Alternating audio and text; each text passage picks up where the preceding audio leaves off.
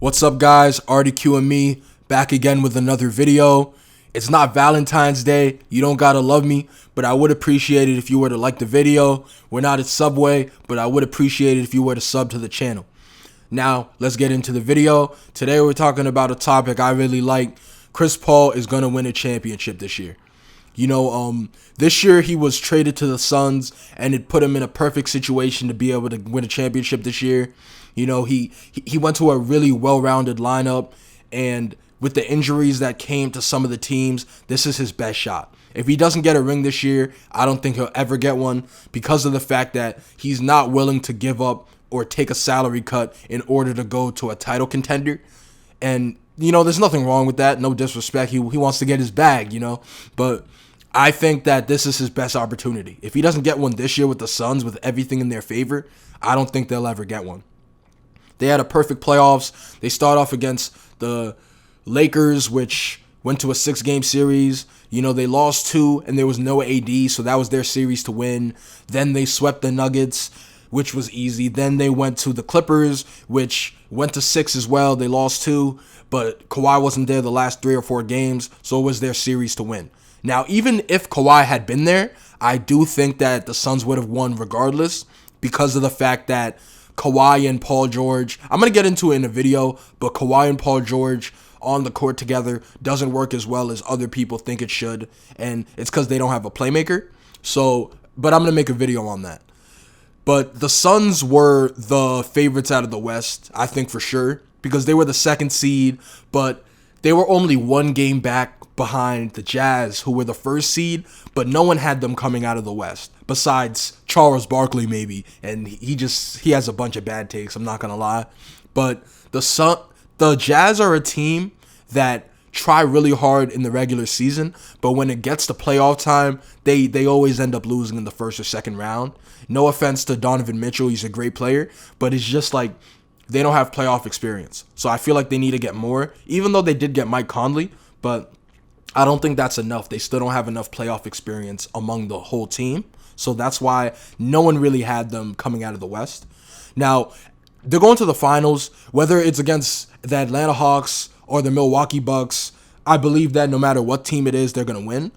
The only team that most people had coming out of the East and winning was the Nets. Most people had them winning, and I do believe they would have made it to the finals if not the Kyrie injury.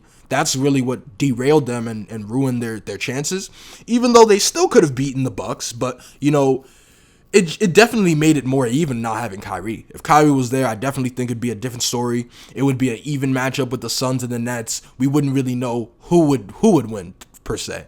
But I feel like whether the Suns go against the Hawks or the Bucks, I think it's going to be pretty easy because of the fact that Giannis and the Bucks, Giannis on any given night, he can give you 30 to 40 something points, but the last 2 years of the times they were eliminated from the playoffs, it's been proven that when there's a really solid elite rim protector with size, that Giannis tends to do way worse in the paint because of the fact that there's that rim protector, and his percentage goes down from the 50s, 60s to the late 30s and early 40s. So that explains last year why they couldn't get past the Heat because of Bam Adebayo being in the paint the whole time. And it explains 2 years ago why they almost couldn't get past the Boston Celtics and Al Horford. So I definitely believe that those are the reasons why they weren't able to make it as far as people thought they would. And I definitely believe that if they go to the finals, that they won't be able to beat the Suns. The Atlanta Hawks, for the other hand, have a really good team, but they're just all so young outside of Lou Williams. I don't think that anyone on their team none of them have really any playoff experience outside of Lou Williams and Capella. Trae Young, who was the leader of that team, has no experience. This is his 1st or 2nd playoffs appearance, and this is the only time that they went deep in there, so I don't think they're going to be able to do well. They have a lot of great players, John Collins, Kevin Huerter, but there are a lot of young players without playoff experience. So I feel like if they get past the Bucks, they will lose to the Suns because of the Suns top to bottom are just a really good team.